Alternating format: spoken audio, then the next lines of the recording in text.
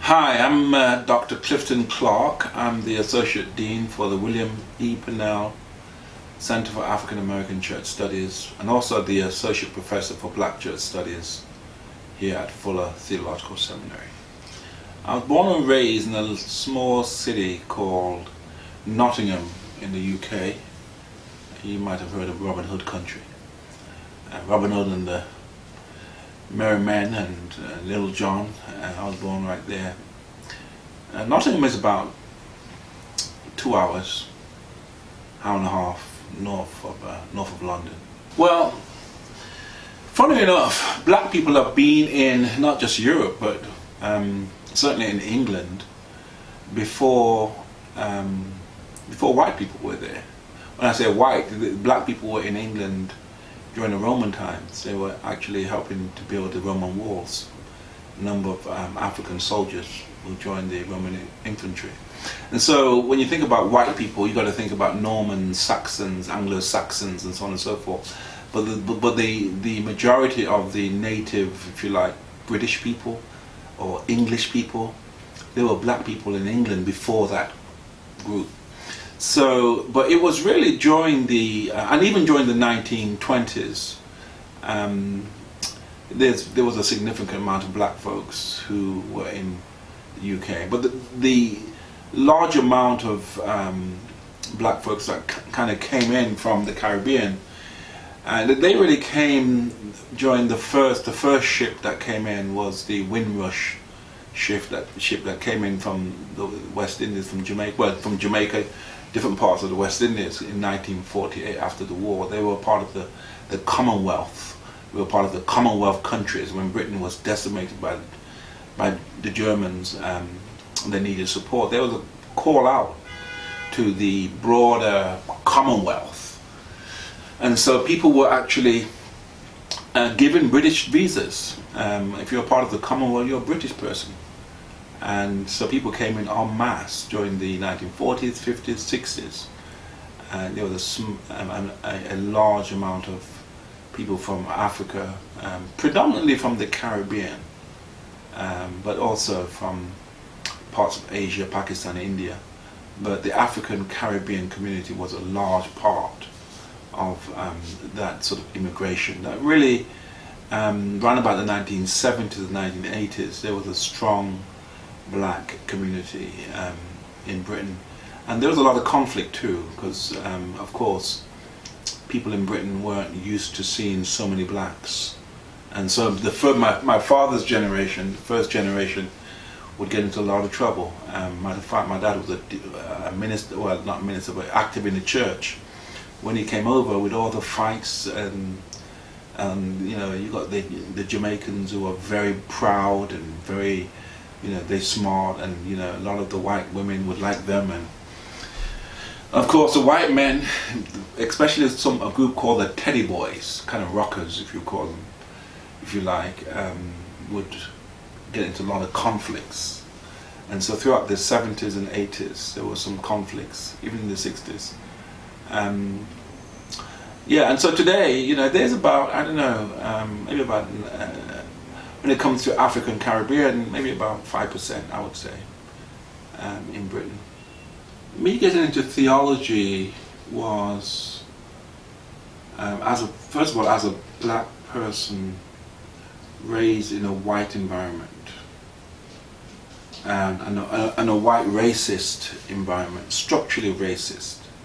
And the way racism operates in England is interesting. Britain, unlike America, whereby you had homegrown slaves, you had slaves are part of the extended, not family but community, right? You got a slave master, big house, you know, you got the house Negroes, you got the field Negroes, and their kids, and people are being born. So after 1860s, no more slaves really came to the United States. It was inbred,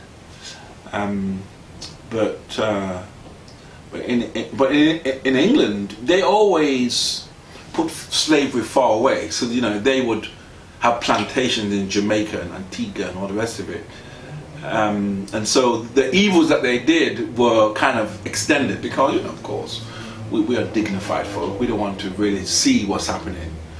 And that's really anecdotal in terms of how slavery works and how racism works in Britain. But becoming a theologian was more when I became a Christian, and I wanted to understand what it meant to be black and what it meant to be Christian.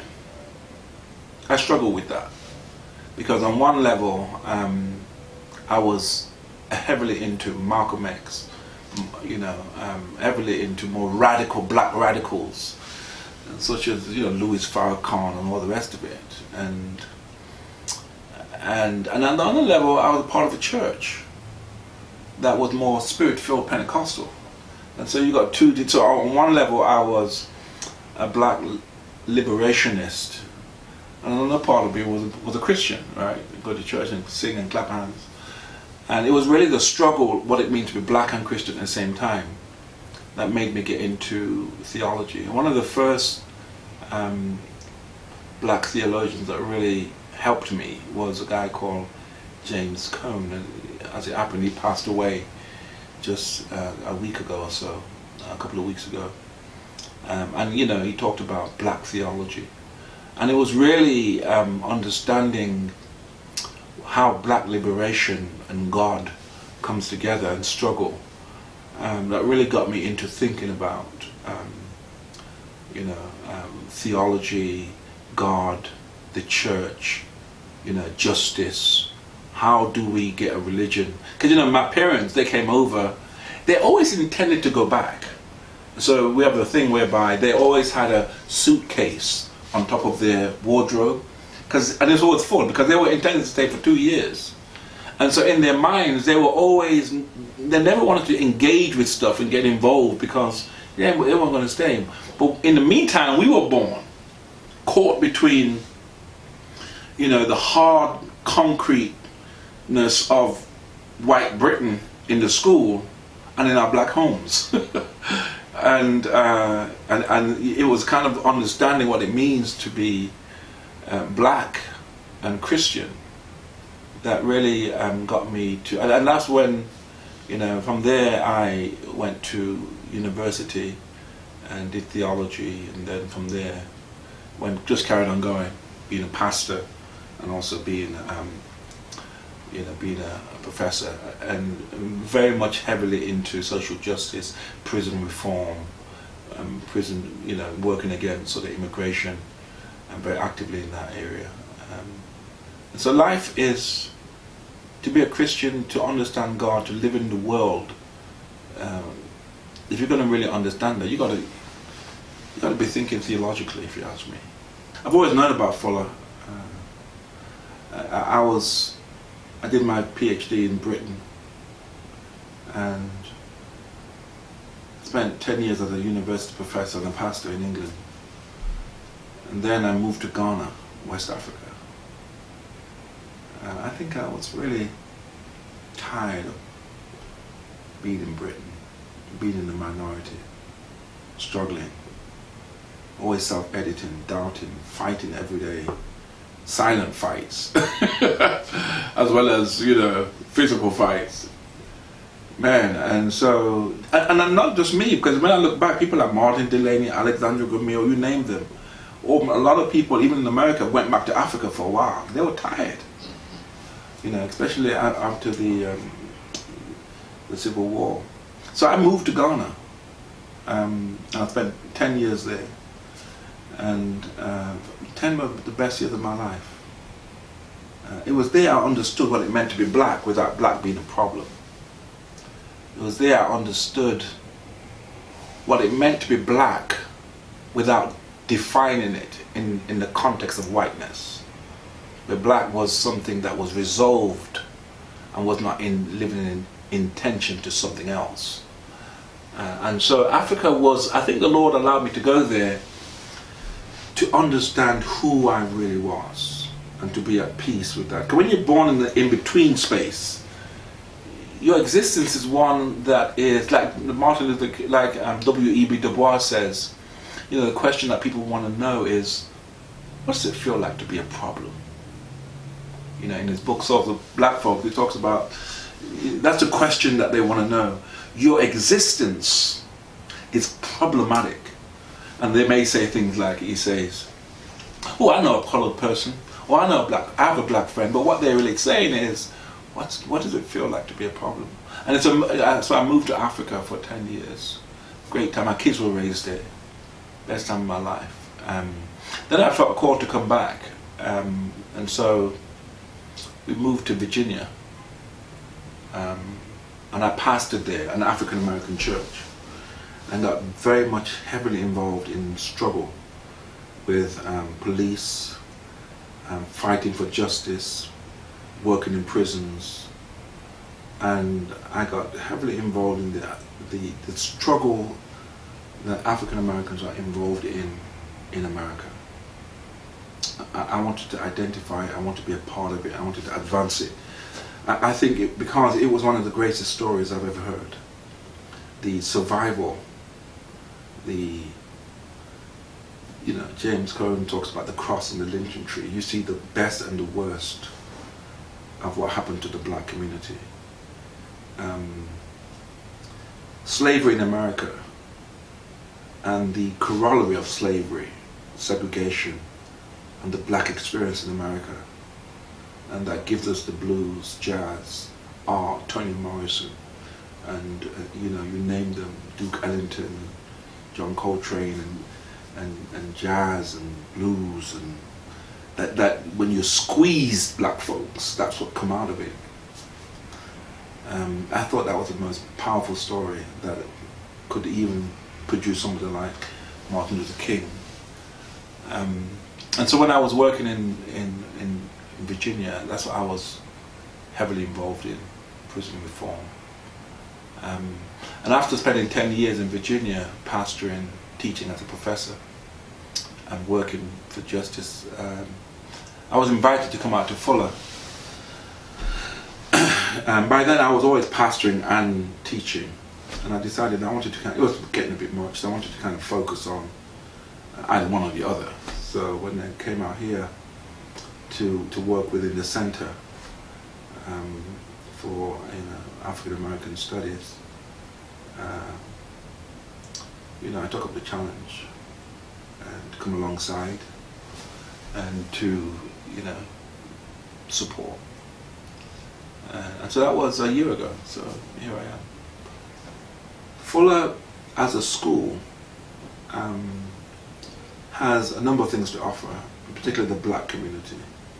Now, it's still predominantly an historically white evangelical institution, and with that comes challenges of trying to carve out the meaning of being black in these spaces. And that's an ongoing challenge that most predominantly white institutions, evangelical institutions, to different degrees work with. But I think Fuller is an interesting place because in its theology it's quite centrist.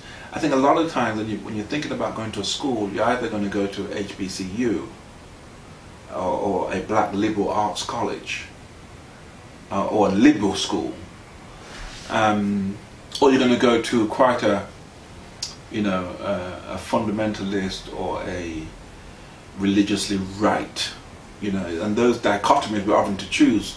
And a lot of black folks like me, I'm socially progressive, but I'm theologically quite conservative. I believe in I was raised a Pentecostal, so if I was to go to some schools, I have to, if I went to Princeton or even,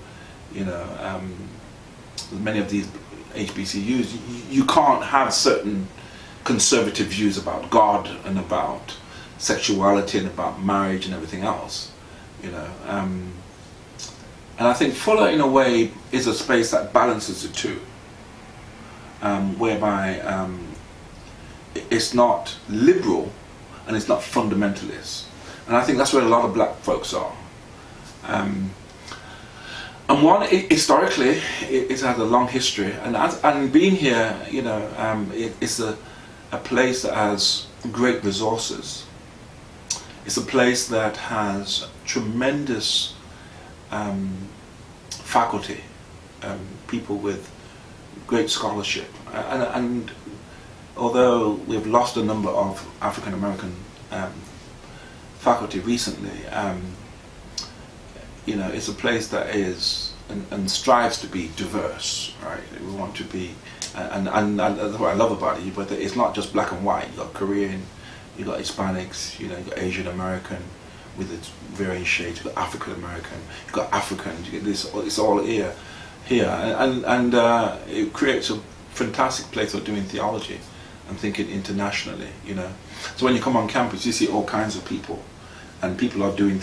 We have the African American Church Studies Center, we have the Asian American Studies Center, we have the Latino Center for Latino Center, we have the Korean Center, and then we have a Center for Missiological Research.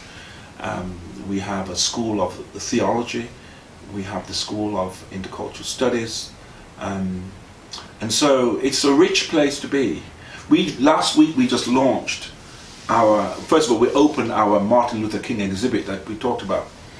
But in addition to that, we opened our Black Church Studies research room and collection. So all our books on Black history, you love it. You go there, Black culture, it's all in one place. When you can just sit there, man, and just bathe yourself in Du Bois, bathe yourself in James Cone, in, you name it. Some of the great scholars that you can read. It's just wonderful. And so there's a lot of resources, and we really want to make those resources available to the community and to the pastors. And so my goal is to allow Fuller to be engaged in the community. And I'm working with the Clergy Community Coalition. I'm working with the International Ministers Alliance. I don't know if you heard about them.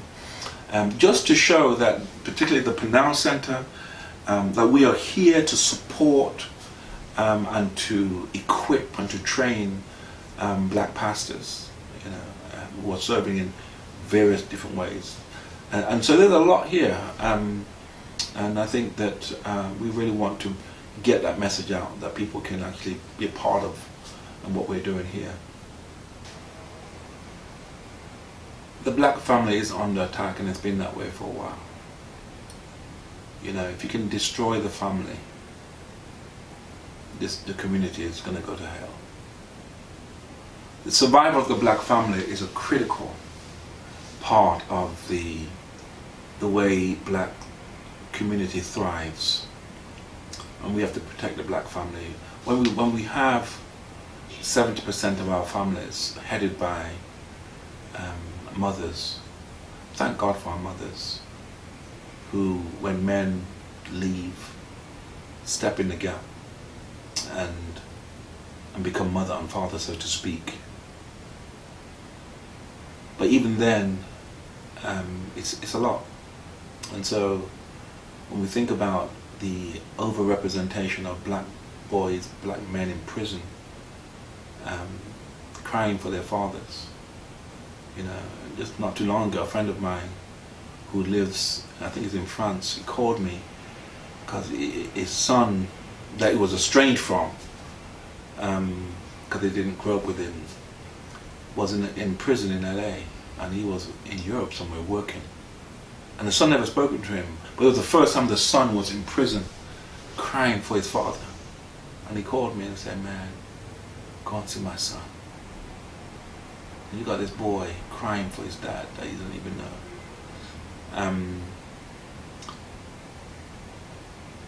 It's painful. I think that we need to protect, fight for, defend black women. Have pride in black women. If we allow society, life to beat down black women, then we die. The mothers of our children, the pride of our lives. And so I think the black family is resilient, is strong, but we really need to look introspectively and not just allow the society to continue to cripple and to wreck and to utilize systems that undermines the black family and that keeps the black family segregated and separated and fractured in order to maintain the same systems of enslavement, of incarceration. It's the same thing that is going on in different guise. That's always been going on. Miss Alexandria, the new Jim Crow, and the way slavery just morphs and changes, whether it moves from slavery to slave codes to Jim Crow to segregation and moving on to mass incarceration, police brutality and all the rest of it. It's the same beast working. We need to name it, you know, and there's a lot of work to be done with black men. You know, we're wounded. We need many of us need healing.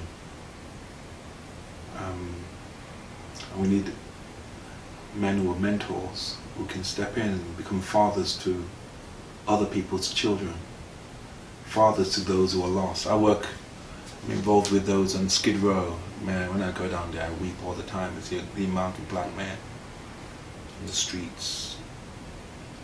There's a lot of work to do, brother. So while there's a lot to celebrate, there's a lot to mourn too. And there's a lot that we can do.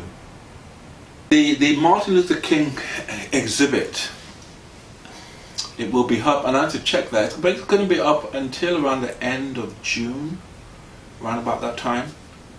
And also look out, we're going to be having a number of seminars that are going to be looking at black thought. It's going to take place in our William E. Pennell seminar room.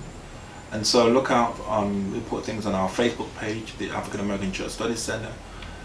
We put things out on, you know, other outlets that we have in our news. Go to the William Pennell Center on the Fuller page, fuller.com, fuller.com, yeah, and then you can find the Pennell Center there. Subscribe to our newsletter, and you can get all the information there. But it's going to have some powerful ideas as we engage in black thought, black theology, and so on and so forth. So come down and see us. And we have a center here whereby it's open to the community. Come and see. You can have your meetings here. And we really want the Pennell Center to be a space that is open to the community, open to churches, to train pastors, train leaders, and to really engage the community in particularly education and thought. So yeah, look forward to seeing you.